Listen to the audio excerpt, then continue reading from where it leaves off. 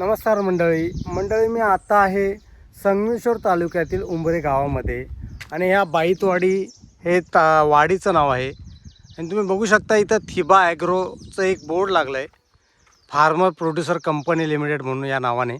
तर आपण इकडे जाणार आहोत. मोठमोठ्या माशांसाठी टँक केलेले आहेत ते पाहणार आहोत.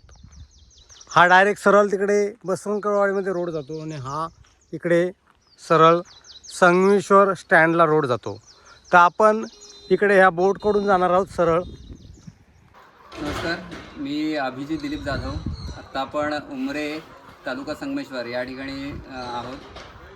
माझं बेसिक एज्युकेशन मी इलेक्ट्रिकल इंजिनियर आहे. त्यासोबत माझं मास कम्युनिकेशन आणि जर्नलिझम झालं आहे आणि गेली 4 वर्षे मी पूर्णपणे शेती या व्यवसायामध्ये काम करतो आहे. आज आपण जो प्रोजेक्ट पाहतो आहे, जो थिबा ॲग्रो फार्मर प्रोड्युसर कंपनीचा, आम्ही त्याला एक नाव दिलं आहे. पण हा पंतप्रधान मत्स्य संपदा योजनेअंतर्गत जो बायोफ्लॉक फिश फार्मिंग म्हणून जो प्रकल्प शासनाकडून राबवण्यात आला होता, तो प्रकल्प आम्ही 10 शेतकरी मिळून एका ठिकाणी राबवतो आहे. टोटल आम्ही 6 एकरामध्ये हा प्रकल्प राबवतो आहे. त्यापैकी 2.5 ते 3 एकर जागा ही फक्त आमची मत्स्य संपदा योजनेसाठी जो प्रकल्प आहे बायोफ्लॉक मत्स्य प्रणाली त्यासाठी राबवतो आहे. आणि उर्वरित त्या व्यतिरिक्त जागेमध्ये आम्ही एकत्रितपणे कुक्कुटपालन, सेंद्रिय शेती आणि भविष्यात जे चालू होणार आहे ते म्हणजे आमचं कृषी पर्यटन, या अशा वेगवेगळ्या सेक्टरमध्ये आम्ही काम करतो. मंडळी, जसं मी तुम्हाला बाहेरून दाखवलं, जो डायरेक्ट संगमेश्वरवरून जो संगमेश्वर स्थानक आहे तिथून जो रोड येतो तो डायरेक्ट उंबरे जे बसस्टँड आहे त्या एकदम उंबरे हे गाव आहे. 2 वाड्यांचं गाव आहे आणि एक बौद्धवाडी आहे तिकडच्या साईडला. आणि हे हा प्रोजेक्ट आहे हा बाईतवाडीच्या ठिकाणी हा स्थित आहे.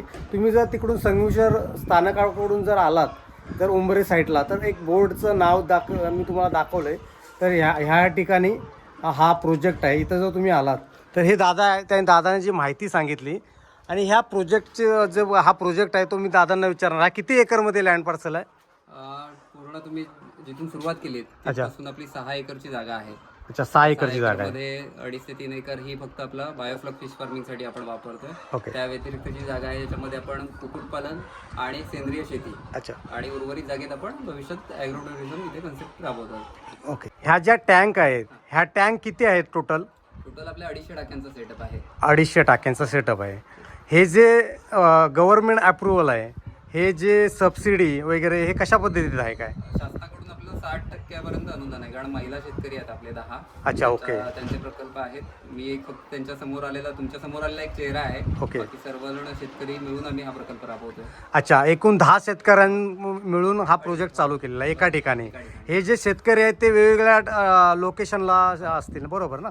सर्व शेतकरी आपले काही संगमेश्वर तालुक्यातले आहेत, काही लांजा, राजापूर आणि रत्नागिरी असे 4 ते 5 तालुक्यातले सगळे शेतकरी मिळून आपण इथं हा प्रोजेक्ट राबवतो. अच्छा, ओके. आता इथं जे मासे आहेत ते अवेलेबल आहेत का? हो, आहेत. अच्छा, ओके. आता कारण का हा मे महिना आहे, आता मे महिना असल्यामुळं हे उंबरे धरण आहे, या उंबरे धरणाचं पाणी पूर्ण आटलेलं आहे. तर त्यामुळं पाण्यासाठी वगैरे काय प्रॉब्लेम येतोय?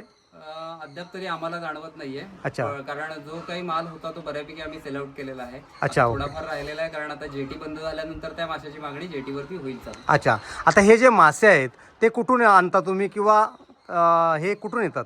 आम्ही ज्यावेळेस सुरुवात केली त्यावेळेस आम्हाला मार्केटला एवढं आम्हाला माहिती नव्हती. त्यामुळे सांगली, सातारा पट्ट्यात जे शेतकरी मत्स्यबीज संगोपन करतात बऱ्यापैकी, म्हणजे आपण बोटुकली साईज म्हणतो, ओके, तिथून ती साईज आपण त्यांच्या इथून आणली होती सुरुवातीला साताऱ्यामधून. अच्छा. त्यानंतर आपण त्याची वाढ केली ओके. साधारण पाव किलोपर्यंत ते अर्धा किलोपर्यंत. त्यानंतर आपण तो मासा विकला. आणि मागच्या वर्षी म्हणजे मागील सप्टेंबरच्या दरम्यान फिशरीज कॉलेज रत्नागिरी यांच्या माध्यमातून आपण स्पॉन आणले होते, म्हणजे माशाची अंडी, आणि त्याचं संगोपन इथे केलं होतं. ते संगोपन करून म्हणजे बोटुकलीची साईज करून आपण ते मार्केटला दिली होती, जे की धरणांना किंवा आमच्यासारखे अजून जे काही प्रकल्प आहेत त्या प्रकल्पांना जी साईज लागते ती आपण इथून मोठी करून पुढे विकली होती. हा मासा हा एक्झॅक्टली कुठे विक्रीला तुम्ही नेता? हॉटेलला किंवा अन्य ठिकाणी? हो, काही चांगले बायर आहेत जे मुंबई, पुण्यात हॉटेलसाठी घेऊन जात आहेत. त्यांच्या व्यतिरिक्त आपण लोकल मार्केटला सुद्धा माल विकतोय. जर आपल्याकडे काही स्टॉक असेल, पाणी वगैरे जर आपल्याला चेंज करायचं असेल आणि निघाला 5-50 किलो, तर आपण लोकल म्हणजे इथल्या स्थानिक गाव पातळीवरती किंवा स्थानिक बाजारपेठेत जाऊन सुद्धा माल विक्री करतो. जर कोणाला जर पाहिजे असेल आणि कोणाला हा मासा जर बघायचा असेल, क्वालिटी वगैरे, आता एक्झॅक्टली हा मासाचाच बघितल्यानंतर लोक बाय करणार, बरोबर आहे? आता समजा रत्नागिरी जिल्ह्यामध्ये कोण जर बघत असेल हा व्हिडिओ आणि एखाद्याला जर मासा बघायचा असेल तर कशा पद्धतीने बघून बाय करू शकतो? बघण्यासाठी म्हणजे मुळात आता आम्ही ज्यावेळेस बऱ्यापैकी माल सेलला काढतो त्यावेळेस त्याचे व्हिडिओज फोटोज वगैरे काढतो आणि मुळात जे माणसं मासे खाणारी आहेत विक्रीसाठी घेणार आहेत त्यांना ह्या माशाची जाण आहे, त्यामुळे त्यांना विशेष वेगळी ओळख करून द्यायची आवश्यकता आम्हाला लागत नाही. आणि जर कोणाला मासे घ्यायचे असतील, जर बऱ्यापैकी ऑर्डर असेल 5 किलो 10 किलो, तर कमीत कमी 10 किलोपर्यंत वगैरे ऑर्डर असेल तर आम्ही ते टाकी खाली करून तो मासा काढून देतो. कारण काय होतं की 1-2 किलोसाठी 25-1000 लिटर पाणी आपण घालवणं हे आम्हाला परवडत नाही. मुळात त्याच्यात आमची माणसं म्हणजे मॅनपॉवर अडकून बरोबर. त्यामुळे जशी ऑर्डर असेल त्यानुसार आम्ही तिथे काम करतो आणि मासा लोकांना उपलब्ध करून देतो. तुमचं चॅनल वगैरे आहे का यूट्यूबवरती किंवा फेसबुकवरती?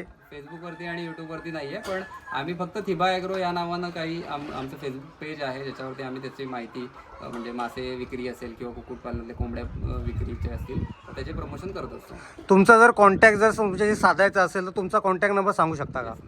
9112957051. परत सांगा एकदा. 9112957051. ह्या जर सॅम्पल व्हिडिओ वगैरे असतील माशाच्या वगैरे त्या पाहायला मिळतील का जे व्ह्युअर्स आहेत त्यांना? नक्की. ओके मंडळी, ह्याच्या पुढे मी तुम्हाला ज्या सॅम्पल व्हिडिओ आहेत किंवा माशांचं जे काही कोणते मासे आहेत, आता सध्या कोणते मासे आहेत तुमच्याकडे? सध्या आपल्याकडे विक्री योग्य रोहू आहे. ओके. आणि रोहू कटला याची छोटी पिल्लं सुद्धा अवेलेबल आहेत, ज्यांना कोणाला धरणासाठी किंवा तलावांमध्ये द्यायची असतील तर आपण ती पिल्लं सुद्धा देऊ शकतो. ते आता व्ह्युअरला आपण दाखवू शकतो का? हो, दाखवू शकतो. तर चला जाऊया आपण त्या साईटवरती आणि जे व्ह्युअर बघत असतील त्यांना हा सॅम्पल मासा किंवा जे आहे तुमच्याकडं ते अवेलेबल ते या व्ह्युअर्सला आपण दाखवूयात. ओके, धन्यवाद. मंडळी, मी आलो आहे टँक जवळ. ही अशा पद्धतीचं टँक आहे. मी दादांना विचारू इच्छितो की ही टँक किती बाय कितीची आहे? हा आपला 6 मीटर व्यासाची आपली ही टाकी आहे. ओके.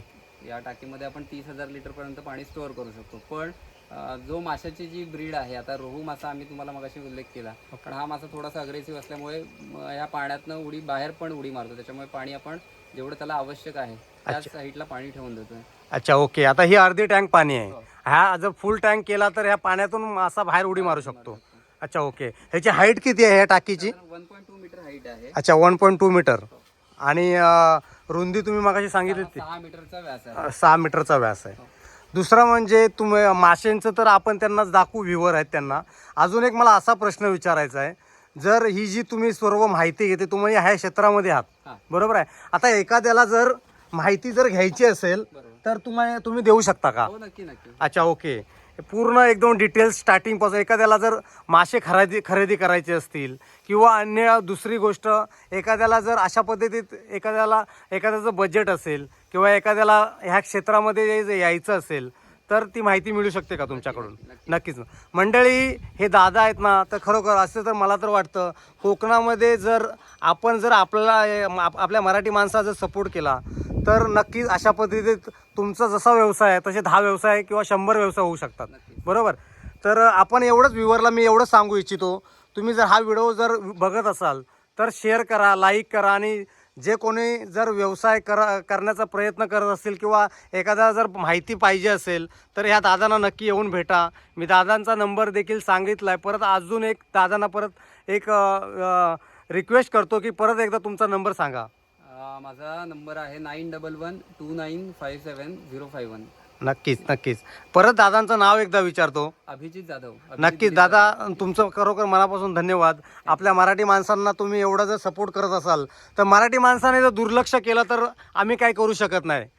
तर नक्कीच मंडळी, तुम्हाला हा व्हिडिओ कसा वाटला? आणि ह्याचे देखील मी ड्रोन फुटेज देखील 200-250 टाके आहेत आणि 250 टाक्यांचं माझ्याकडे ड्रोन आहे. तर ड्रोन फुटेज मी लास्टला देखील मी तुम्हाला दाखवण्याचा प्रयत्न करणार आहे, ते देखील बघा. आणि हे काही मासे आहेत ते देखील मी तुम्हाला दाखवण्याचा प्रयत्न करणार आहे.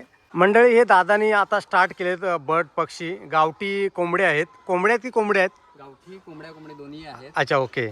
तर ते किती आता पॉट आहेत तुमच्याकडे सध्या? 1200 पक्षी आपण आता प्युअर गावरान 1200 आहेत. आणि आता जे आपले गावठी वाण होते जुने, ओके, त्याची संगोपन करतो ते साधारण आपल्याकडे 15-16 पक्षी आहेत. अच्छा, हे पक्षी कुठून आणलेत तुम्ही? रत्नागिरीवरून. अच्छा, रत्नागिरीवरून.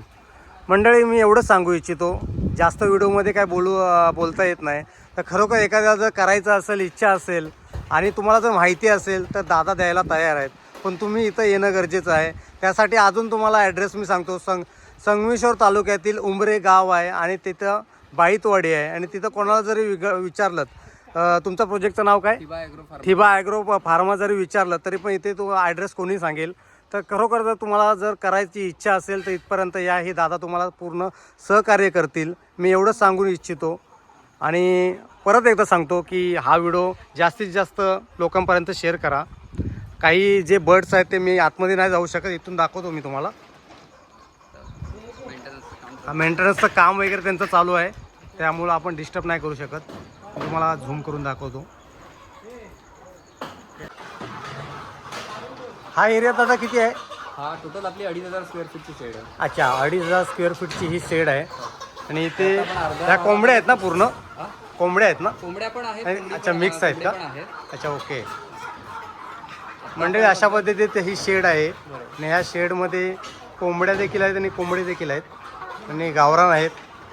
जर एखाद्याला जर पाहिजे असतील किरकोळमध्ये तर देऊ शकता का? हो, दोन्ही प्रकारे आपण देतो. किरकोळ कोणाला हवे असतील, घाऊक हवे असतील, दोन्ही सुविधा इथे उपलब्ध. अच्छा, आता कोकणामध्ये शक्यतो लोक हे पाळत नाही वगैरे, मिळणं आता रखवाली किंवा राखण वगैरे देणं आता मिरगातून जास्त प्रमाणात दिले जाते. तर त्यावेळेला काय मिळत नाही, तर त्यावेळेला तुमच्याकडे असं किरकोळ मिळेल का? नक्की ऑलरेडी आपण त्याच्यासाठी, आता तुम्ही तिथून मगापासून उल्लेख करताय संगमेश्वरपासून, तर आपल्या बऱ्याचशा ठिकाणी आपण बॅनर केलेले आहेत की लोकांना इथे लोक इथपर्यंत आमच्यापर्यंत पोहोचू शकतात. तर तुमच्या माध्यमातून सुद्धा आम्ही विनंती करतो की आता मिरगाच्या राखणीसाठी जर तुम्हाला पक्षी लागत असतील तर आवर्जून तुम्ही इथे या. नक्की. दादांचा नंबर स्क्रीनमध्ये देखील किंवा डिस्क्रिप्शन बॉक्समध्ये देखील मी दिलेला आहे, तिथून तुम्ही दादांना कॉल करू शकता. आणि काही माहिती हवी असेल किंवा काही प्राईज वगैरे किंवा काय लोकेशन पाहिजे असेल तर तुम्हाला जर भेटत नसेल तर तुम्ही विचारू शकता. धन्यवाद, थँक्यू. हे कोंबड्यांचं खाद्य आहे, ते दादांनाच आपण विचारूया. हे काय आहे एक्झॅक्टली? आपण मार्केटमधून जे खाद्य मिळतं ते टाकतो. त्यासोबत आपल्याला अजोला जर आपण टाकला तर बऱ्यापैकी कोंबड्यांना प्रोटीन लेवल चांगली मिळते. आणि हा छोटासा जरी असेल, फक्त तुम्ही व्यवस्थित त्याची मांडणी मिळते, टँकची व्यवस्था केली तर हा फ्रीमध्ये रेग्युलर उत्पन्न होतो. त्याच्यामुळे याला वेगळा खर्च नाही आहे. नॉर्मल पाणी आणि शेण या 2-3 गोष्टींवरती अवलंबून राहून हा अजोला मिळतो. अच्छा, ह्याच्यामध्ये पाणी आणि दुसरं काय? शेण आहे. अच्छा, शेण, गुरांचं शेण. गुरांचं शेण. अच्छा, ओके. ते मिक्स केलं आहे आणि पाणी. हा अजोला आम्ही थोडक्यात आणला होता. ओके. आता ह्या आपल्या 3 टाक्या झालेल्या आहेत. आपण रेग्युलर थोडाफार प्रमाणात आपण अजोला या पक्ष्यांना देतो. अच्छा, पण शेण टाकल्यानंतर हे पूर्ण ह्याच्या पद्धतीत झालंय, हिरवं. त्याच्यामध्ये दुसरं अजून काय टाकलंय का? काही नाही. अच्छा, फक्त शेणापासून असं होतं का?